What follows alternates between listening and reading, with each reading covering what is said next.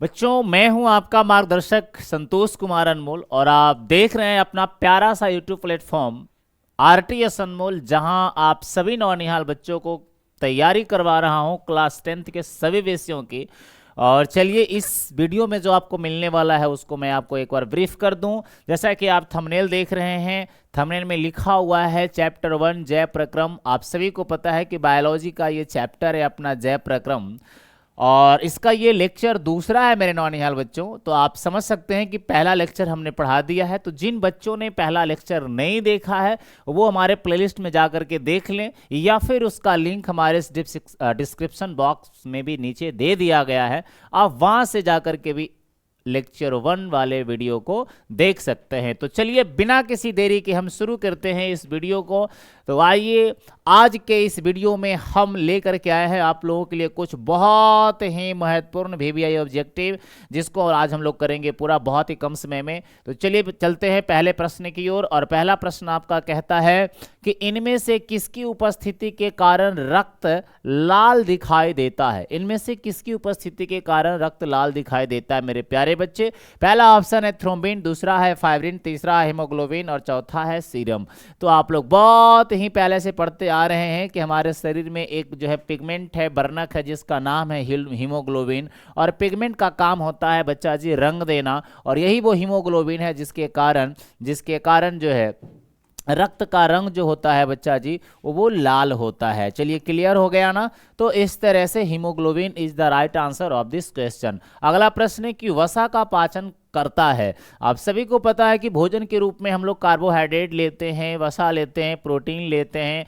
तो ये सारे अलग अलग पदार्थ कंज्यूम करते हैं, ग्रहण करते हैं पोषण के रूप में। उसमें से पूछा ये जा रहा है कि वसा का पाचन कौन करता है बच्चा जी। अब इसमें वसा का पाचन कौन करता है ये पूछा जा रहा है। तो वसा का पाचन करने वाला जो एंजाइम है वो लाइपेज है। तो लाइपेज नाम का एक एंजाइम जो वसा का पाचन करता है। आगे बढ़ते हैं अगले प्रश्न की ओर। कह रहा है कि वाष्पोत्सर्जन कैसी प्रतिक्रिया है या रिएक्शन है? प्रतिक्रिया का अंग्रेजी शब्द रिएक्शन भी होता है मेरे नौनिहाल बच्चे, है ना। तो कौन सी प्रतिक्रिया या विक्रिया है वाष्पोत्सर्जन? तो मेरे प्यारे बच्चे कह रहा है शारीरिक है, भौतिक है, रासायनिक है या प्राकृतिक है।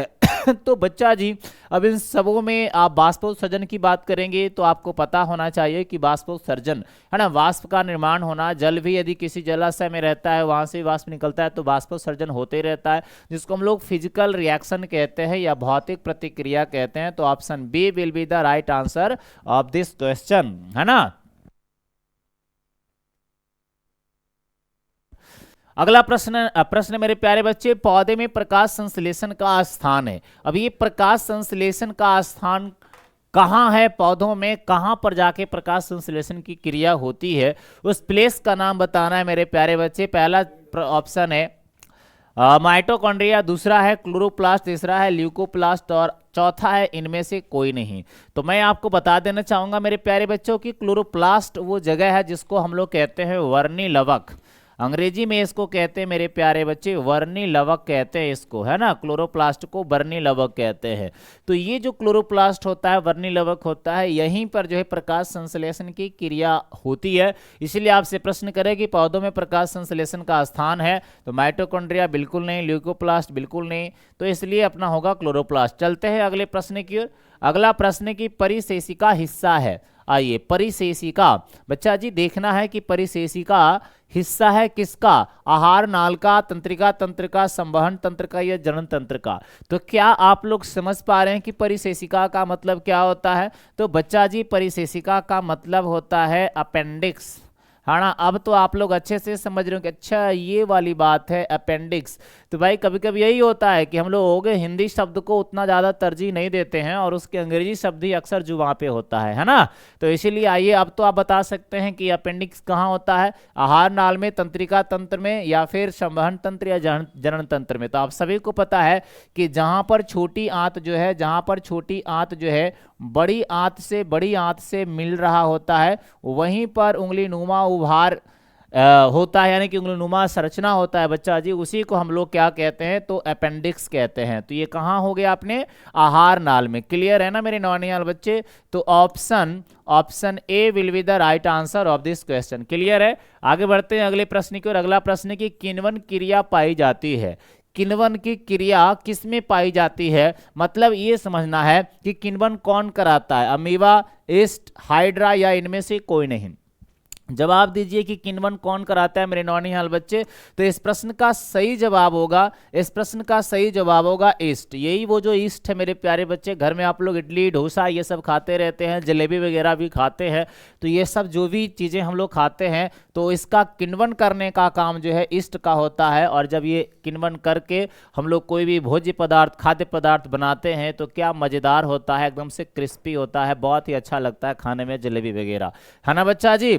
तो एक बार आप लोगों से दरख्वास्त करना चाहूंगा कि यदि आपको ये वीडियो अच्छा लग रहा हो तो आप अपने सहपाठियों को भी ये वीडियो शेयर कर दीजिए, और लाइक नहीं किया हो तो लाइक कर दीजिए। और जो नए लोग यहाँ पर हमारे साथ जुड़ रहे हैं तो उनसे मैं दरख्वास्त करूंगा कि भाई आप इस चैनल को एकदम से सब्सक्राइब कर लीजिए, और इसलिए कर दीजिए कि इस YouTube चैनल पर आपको 10th क्लास के सभी विषयों की तैयारी कराने की सीरीज जो है हम लोग ला रहे हैं बारी बारी से, और आपको सभी विषयों की तैयारी कराई जाएगी। इसीलिए आप यहाँ पर बने रहिए और हमारे तमाम वीडियोस का लाभ उठाइए। तो चलिए आगे बढ़ते हैं अगले प्रश्न की ओर। कह रहा है भोजन का मुख्य रूप से अवशोषण होता है। बच्चा जी भोजन का अवशोषण, एब्जॉर्प्शन, या एब्जॉर्प्शन कहाँ पे होता है, एब्जॉर्प्शन भोजन का।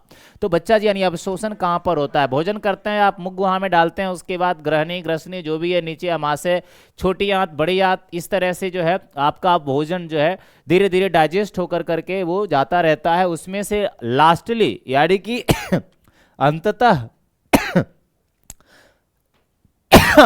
जब भोजन पूरी तरह से पच जाता है बच्चा जी, डाइजेस्ट हो जाता है, तब वो छोटी आंत के इलियम में जाकर के वो अवशोषित हो जाता है मेरे नौनिहाल बच्चे, ठीक है ना। छोटी आंत के इलियम में जाकर के वो अवशोषित हो जाता है। छोटी आंत के 3 भाग होते हैं, वो भी आपको बता देना चाहूंगा। एक होता है अपना ग्रहणी, एक होता है बच्चा जी ग्रहणी, जरा अच्छे से समझिएगा इस बात को।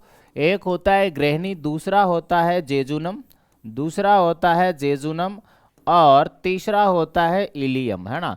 तो कुल 3 भाग यहाँ पर होते हैं, और इन तीनों में अपना ग्रहणी, फिर जेजुनम और इलियम, ये तीसरा भाग होता है अपना इलियम, दूसरा होता है जेजुनम, पहला होता है ग्रहणी।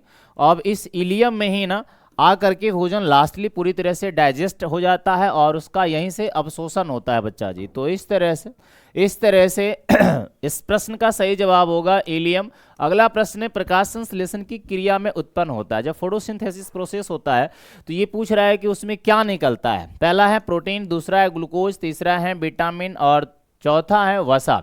आप सभी को पता होगा, यदि आप लोग प्रकाश संश्लेषण का रिएक्शन जानते होंगे तो आपको पता है कि वायुमंडल से CO2 मिलता है और फिर जड़ से उसको मिट्टी के माध्यम से जल मिल जाता है, और साथ ही साथ ऊपर में क्या मिलता है बच्चा जी, सनलाइट। मैं शॉर्टकट में लिख देता हूं। और बाकी बात पत्तियों में क्या मिलता है इनको, क्लोरोफिल, है ना। एक सेकंड बच्चा, क्लोरोफिल मिलता है उनको। तो इस तरह से 4 चीज़ों की आवश्यकता होती है प्रकाश संश्लेषण की क्रिया के लिए, है ना। प्रकाश संश्लेषण की क्रिया के लिए तब जाकर के बनता है ग्लूकोज C6H12O6, है ना। और बाकी बात बनता है अपना बच्चा जी जल कर लेते हैं, और बाकी बात फिर अपना ऑक्सीजन, है ना। तो इस तरह से यहाँ पे ग्लूकोज एक मेजर प्रोडक्ट है जो बनता है प्रकाश संश्लेषण की क्रिया में। देखिए क्या चारों ऑप्शन में से कोई एक ऑप्शन है ग्लूकोज, तो यस सर है, और वो ऑप्शन है ऑप्शन बी, है ना। तो option B will be the right answer of this question, है ना। तो चलिए now we will see the next question that is on your screen.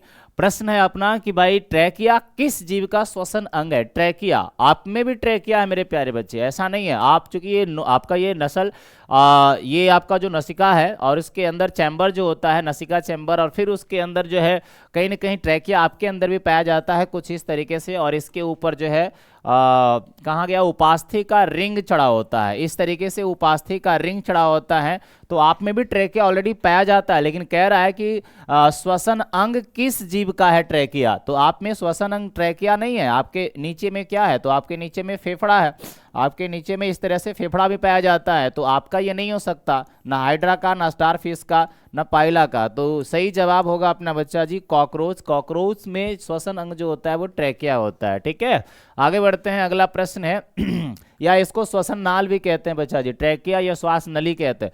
सांस लेने और छोड़ने को कहते हैं। यदि हम सांस लेते हैं और छोड़ते हैं, इस प्रक्रिया को क्या कहते हैं? तो इस प्रक्रिया को हिंदी में कहते हैं श्वासोच्छ्वास और अंग्रेजी में कहते हैं ब्रीदिंग। ठीक है ना, सांस लेना और छोड़ना ब्रीदिंग कहलाता है और हिंदी में श्वासोच्छ्वास कहलाता है। अगला प्रश्न है, पीत रस कहां से स्रावित होता है? जैसे ही आपको मिल जाएगा पीत, आप समझिएगा यकृत। ठीक है ना, मिले पीत, आपको जवाब लगा देना है यकृत। ठीक है, आगे बढ़ते हैं, गार्ड कोशिका की कौन सी भित्ति मोटी होती है? सबसे पहले तो ये समझना है कि ये गार्ड कोशिका कहाँ मिलता है।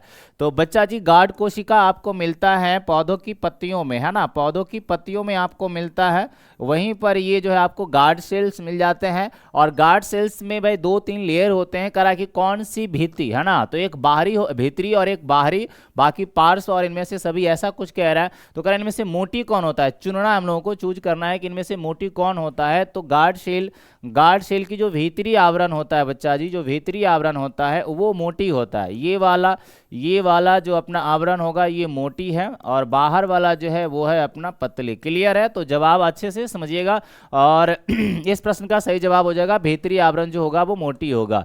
एक स्वच्छ मनुष्य में प्रकुंचन और अनुशीतलन, अंग्रेजी में है सिस्टोल एंड डायस्टोल, दाब होता है। बच्चा जी सिस्टोल और दाब, जिसको आप लोग कहते हैं कि भाई वो जो अपना बीपी ब्लड प्रेशर जिससे आप जो है काउंट कराते हैं, तो वो कितना होता है? तो 120/80 होता है मेरे प्यारे बच्चे, इस चीज को ध्यान में रखिएगा। आगे बढ़ते हैं, तंत्रिका तंतु की उत्पत्ति किस प्राथमिक ऊतक द्वारा होता है? तंत्रिका तंतु, है ना बच्चा जी, भाई न्यूरॉन जो फिलामेंट होता है, तंत्रिका तंतु जो होता है उसका उत्पत्ति किस प्राथमिक ऊतक द्वारा होता है? तो जब माँ के गर्भ में रहते हैं तो उसी से में 3 लेयर बनता है, 3 लेयर बनता है और उन्हीं 3 लेयरों के माध्यम से हमारे बॉडी के अलग अलग पार्ट बनते हैं, बॉडी के अलग अलग जो है हिस्से का निर्माण होता है, जिसमें एक्टोडर्म होता है, मेसोडर्म होता है और एंडोडर्म होता है। 3 अलग अलग लेयर होता है। इसमें से तंत्रिका तंतु की उत्पत्ति जो है वो एक्टोडर्म से होता है, यानी कि बाहर वाले से। ठीक है ना, इस बात को ध्यान में रखना है। आगे बढ़ते हैं अगले प्रश्न की ओर। मनुष्य में ब्रिक एक तंत्र का भाग है जो संबंधित है, कह रहा है कि मनुष्य में ब्रिक यानी किडनी और उसको गुर्दा भी कहते हैं। ये तीनों नाम याद रखिएगा, क्योंकि ज्यादातर गुर्दे करके प्रश्न किया जाता है कि बताइए गुर्दे हमारे शरीर के किस तंत्र से संबंधित है। तो वैसे में भटकना नहीं है, अब यही वो अपना ब्रिक है जिसको किडनी भी कहते हैं, गुर्दा भी कहते हैं। तो वो कह रहा है कि भाई किस तंत्र से संबंधित है, क्या वो पोषण तंत्र है, श्वसन तंत्र है, उत्सर्जन है या परिवहन है? तो आप सभी को पता है कि ब्रिक का काम क्या होता है, तो वो बेकार चीज़ों को फिल्ट्रेट कर करके बॉडी से बाहर करता है और जो अच्छी चीज़ें होता है वापस बॉडी में उसको भेज देता है। तो ये उत्सर्जन से संबंधित है। आगे बढ़ते हैं, पादप में जाइलम उत्तरदायी है। जैसे ही आपको मिलेगा मेरे प्यारे बच्चे जाइलम, ऐसे तो अंग्रेजी में जाइलम को इस तरीके से लिखते हैं और हिंदी में हम लोग जाइलम को जाइलम ही लिखते हैं। तो चलिए ये हो गया अपना जाइलम। जाइलम का काम है जड़ से, जाइलम का काम है जड़ से बच्चा जी किसको उठा लेना? जल को उठा लेना। तो यही बात आपको याद रखना है, जाइलम जड़ से जल को। तो पादप में जाइलम उत्तरदायी होता है। तो कहीं भी आप देख लीजिए जल है तो ठीक है, जल का वहन। तो जाइलम जड़ से जल को जो है पौधे के विभिन्न भागों में नीचे से ऊपर की ओर ले जाता है। तो आपको ऐसे याद कर लेना है कि जल का क्या करता है? वहन करता है। क्लियर है ना? अगले प्रश्न की ओर चलते हैं। स्वपोषी पोषण के लिए आवश्यक है। आप सभी को पता है कि ग्रीन प्लांट जो होते हैं, हरे पेड़ पौधे जो होते हैं वही स्वपोषी होते हैं और वही उसी में जो प्रक्रिया पोषण की होती है उसको हम स्वपोषण कहते हैं या स्वपोषी पोषण कहते हैं। तो बच्चा जी अब हरे पेड़ पौधे प्रकाश संश्लेषण के माध्यम से भोजन बनाते हैं और ये स्वपोषी कहलाते हैं और इसमें जो पोषण होता है स्वपोषी पोषण होता है। आवश्यकता क्या होगा, क्या नीड है, अभी आपको मैं यहीं पे समीकरण में बताया था इसी वीडियो में कि सबसे पहले तो हमको क्या चाहिए? तो कार्बन डाइऑक्साइड चाहिए। फिर क्या चाहिए मेरे प्यारे बच्चे? तो जल चाहिए। और जैसे ही ये सारी चीजें मिलेगा तो हमको बन जाएगा क्या? C6H12O6, यानी कि मुझे ग्लूकोज मिल जाएगा, है ना। साथ में मुझे क्या मिलेगा बच्चा जी? तो ऑक्सीजन मिल जाएगा। और बाकी बात आप देख लीजिए यहाँ पर तो कार्बन डाइऑक्साइड तथा जल, क्लोरोफिल, सूर्य का प्रकाश, कार्बन डाइऑक्साइड और जल बिल्कुल चाहिए। क्लोरोफिल मैं यहीं पे लिखा था उस समय, आपको क्लोरोफिल की बातें करी थी कि इसमें क्लोरोफिल भी चाहिए होगा। और क्या चाहिए? सूर्य का प्रकाश। यहाँ पे मैंने लिखा था सनलाइट, है ना, तो ये भी चाहिए। तो 1 2 3 4 तो ये चारों के चारों चाहिए, कार्बन डाइऑक्साइड चाहिए, जल चाहिए, क्लोरोफिल चाहिए, सूर्य का प्रकाश चाहिए, इसीलिए भाई आंसर हो जाएगा ऑल ऑफ दिस, उपरोक्त सभी। क्लियर है। आगे बढ़ते हैं। पायरुवेट के विखंडन से यह कार्बन डाइऑक्साइड है, जल तथा ऊर्जा देता है। यह क्रिया होती है पायरुवेट, आपको पता है कि भाई जब श्वसन की क्रिया होती है तो सबसे पहले ग्लूकोज टूट के पायरुवेट बनता है। पहले ग्लूकोज ब्रेक डाउन होगा, फिर बनेगा पायरुवेट, और जब पायरुवेट का विखंडन होगा, जब पायरुवेट ब्रेक डाउन करेगा तो उस कंडीशन में बनेगा अपना CO2, है ना, जो श्वसन की क्रिया के दौरान बाहर निकल जाता है फेफड़े से, फिर बनता है जल, है ना, जल बनता है। और ठंडे के दिनों में आप इतना जरूर महसूस किए होंगे, फील किए होंगे कि जैसे ही आप मतलब श्वसन की क्रिया करते हैं और जब भाई इनहेल भाई एक्सेल करते हैं, जब आप कार्बन डाइऑक्साइड नाक से बाहर निकालते हैं, हाथ लगा के इस तरह से देखिएगा बच्चा, आपको जरूर से वहाँ पर गर्मी महसूस होगा और वाटर के कुछ ड्रॉप भी वहाँ पर आपके स्किन पे आ जाएंगे। तो इसका मतलब है कि श्वसन की क्रिया में कहीं ना कहीं जल भी निकलता है। आइए, और साथ में ATP के रूप में आपको एनर्जी मिलता है श्वसन की क्रिया जब होती है। तो ये सारी चीजें आपको याद रखना है कि पायरुवेट विखंडन से कार्बन डाइऑक्साइड यानी कि कार्बन CO2, फिर H2 यानी जल, और ATP यानी ऊर्जा देता है। यह कहाँ होता है, कह रहा है कि यह क्रिया होती है कहाँ, कोशिका द्रव्य में, माइटोकॉन्ड्रिया में, हरित लवक में या केंद्रक में। तो सही जवाब है बच्चा जी, आप समझ रहे होंगे इस प्रश्न का सही जवाब क्या होगा। तो भाई option B will be the right answer of this question, mitochondria होगा, क्योंकि आपको पता है कि इसी को आप लोगों ने कहा है, इसी को आप लोगों ने कहा है पावर हाउस, है ना, ये है अपना पावर हाउस, आप सबको पता है, इसको कहते हैं ऊर्जा गृह, है ना, या बिजली घर कहते हैं। तो ये कोशिका का वह भाग है माइटोकॉन्ड्रिया जिसको पावर हाउस कहते हैं, बिजली घर कहते हैं, ऊर्जा गृह कहते हैं, क्योंकि यहीं पे ऊर्जा अब्जॉर्ब होता है, जमा होता है, भंडार गृह है। और ये प्रक्रिया जो है हमारा माइटोकॉन्ड्रिया में ही होती है। आगे बढ़ते हैं। स्वपोषण होता है। अब देखिए स्वपोषण कौन करता है, अभी तो मैं वीडियो में ही आपको बताया कि स्वपोषण किस में होता है, तो वो होता है हरे पेड़ पौधे में, वही प्रकाश संश्लेषण की क्रिया कर करके भोजन बनाता है। तो जाहिर सी बात है कि भाई इस प्रश्न का जवाब होगा ऑप्शन बी। आगे बढ़ते हैं। इनमें से कौन प्रकाश संश्लेषी अंग है। अब इनमें से प्रकाश संश्लेषी अंग कौन है। देखिए प्रकाश संश्लेषण क्रिया तो पौधों में होता है, पौधों में क्या क्या होते हैं, तो जड़ होता है, तना होता है, पत्ती होता है, फल होता है, फूल होता है, ये सब कुछ समझिए। तो फल फूल आने से पहले भी तो वो प्रकाश संश्लेषण करता होगा, तो फल फूल तो होगा ही नहीं, वो तो बिल्कुल ही निराधार बात है। उसके बाद जड़, तना और पत्ती की बात कर लेते हैं। तो जड़, तना और पत्ती में जरा सा देख लीजिए, मैंने आपको बताया, अभी ही बताया था, क्लोरोप्लास्ट की बात किया।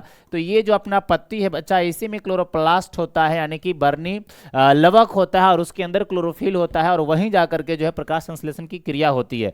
तो वो सब जो क्लोरोप्लास्ट या क्लोरोफिल है वो अंगक वगैरह होगा, लेकिन वो अंग की बात करेगा संश्लेषी अंग। तो पौधे में अंग कौन कौन है, जैसे जड़ की बात करेंगे, जड़ है, फिर तना है, और फिर क्या है, पत्ती है मेरे प्यारे बच्चे। तो जड़, तना और पत्ती ये सारे के सारे अंग है ना। तो ये सब अंग है, तो अंगों में कौन अंग सही है, तो वो अपना पत्ती सही होगा बच्चा जी, इसीलिए option A will be the right answer. जब कोई भी आपसे पूछे कि प्रकाश संश्लेषी अंग कौन होगा, तो वो होगा पत्ती। क्लियर है ना। अगला प्रश्न है आपका कि कौन सी क्रिया सभी जीवों के लिए अनिवार्य है। अब सभी जीवों के लिए, जीवों का मतलब क्या हो गया, जीवों का मतलब हो गया सजीव, जो सजीव है, जिसमें जीवन है। अब उसके लिए अनिवार्य क्या है मेरे प्यारे बच्चे, भाई चलन। अब ये बात जरा सा देखिएगा, ऐसा नहीं, सही जवाब नहीं है, गलत है। चलन का मतलब क्या हुआ, चलन जो हुआ भाई, पेड़ पौधे खड़े रहते हैं, वो तो चलता नहीं, उसमें तो गति होता नहीं है, फिर भी क्या वो रहता है या नहीं, वो सजीव है या नहीं, वो है, तो इसलिए चलन सही नहीं होगा। उसके बाद करते हैं बाष्पोत्सर्जन। बाष्पोत्सर्जन तो एक निर्जीव जल से भी हो जाता है, वो जल भी भाई जिसमें जीवन नहीं है, और वो भी बाष्पोत्सर्जन की क्रिया प्रदर्शित करता है। कपड़े में, कपड़े को भिगो के रख दीजिए वहां पर धूप में, वहां उसमें भी बाष्पोत्सर्जन हो जाएगा। तो क्या ये जीवों के लिए अनिवार्य है, बिल्कुल नहीं। प्रकाश संश्लेषण, तो बताइए बच्चा जी, प्रकाश संश्लेषण कौन करता है, केवल हरे पेड़ पौधे, हमारा आप करते तो नहीं है, इसलिए क्या ये अनिवार्य है, नहीं। लेकिन किंतु मगर परंतु बात करते हैं श्वसन का, तो श्वसन सब कोई करेगा, यानी कि सब कोई का मतलब कौन, जो सजीव होगा। सब कोई का मतलब कौन बच्चा जी, जो सजीव होगा। सजीव यदि जो भी है उसको श्वसन करना पड़ेगा, चाहे वो पेड़ पौधा हो, चाहे वो जीव जंतु हो, ठीक है ना, उसको श्वसन करना होगा। इसलिए option C will be the right answer of this question. Now we will see the next question. प्रश्न है मृतोपजीवी का उदाहरण है। मृतोपजीवी, मृतोपजीवी का मतलब क्या होता है, जो जीव मर गया और मर जाने के बाद उसके ऊपर अपना पोषण प्राप्त करता है, तो उसको मृतोपजीवी कहते हैं। और इसमें सबसे बड़ा जवाब आपका होगा वो है गोबर छत्ता, ठीक है ना। अमीबा की बात करेंगे नहीं, उड़हुल नहीं, अमरवेल नहीं, ठीक है। तो इसका जवाब है गोबर छत्ता, ठीक है। तो ये गोबर छत्ता जो होगा वो मृतोपजीवी होगा, जो मरे हुए जीव या फिर सड़े गले पदार्थ पर अब जो है ये अराइज होगा, उगेगा, और वहीं से अपना पोषण प्राप्त करेगा। अगला प्रश्न होगा बच्चा जी, अब देखिए, अब ये 51 नंबर, यहाँ 28 आ गया, और ये इस लाइव से ये इस वीडियो का आखिरी प्रश्न है बच्चा आज, इसीलिए आइए जरा सा प्रश्न देखिए क्या कर रहा है कि मस्तिष्क के विभिन्न सूचनाएं, मस्तिष्क में बच्चा जी, मस्तिष्क में विभिन्न सूचनाएं किस रूप में संचित होती है। संचित का मतलब स्टोर होना, जमा होना, संग्रहित होना, क्लियर है ना, भंडारित होना। तो ये सब मस्तिष्क में विभिन्न सूचनाएं किस रूप में संचित होती है, चेतना के रूप में, आवेग के रूप में, उद्दीपन के रूप में या संवेदना के रूप में। तो मैं चाहूंगा कि इस प्रश्न का जवाब मैं ना दूं, इस प्रश्न का जवाब आप ही दीजिएगा। तो आइए इस प्रश्न का जवाब मैं आपसे लेना चाहूंगा, कमेंट बॉक्स में जरूर लिखिएगा। और जो बच्चे यहां तक आकर के मेरी वीडियो को देखे हैं उन सबको एक बार दिल की गहराइयों से बहुत बहुत धन्यवाद कहना चाहूंगा। और जो बच्चे इसका लेक्चर 1 नहीं देखे हैं, डिस्क्रिप्शन बॉक्स में इसका लिंक पड़ा हुआ है, या फिर जो है प्लेलिस्ट में जाकर के लेक्चर 1 जरूर देख लीजिएगा और आगे आने वाले तमाम वीडियोस को आप देखेंगे, ऐसा मैं आपसे उम्मीद करता हूं। और इन्हीं तमाम शुभकामनाओं के साथ मैं लेता हूं आपसे विदा, मिलता हूं फिर किसी और वीडियो में, तब तक के लिए धन्यवाद।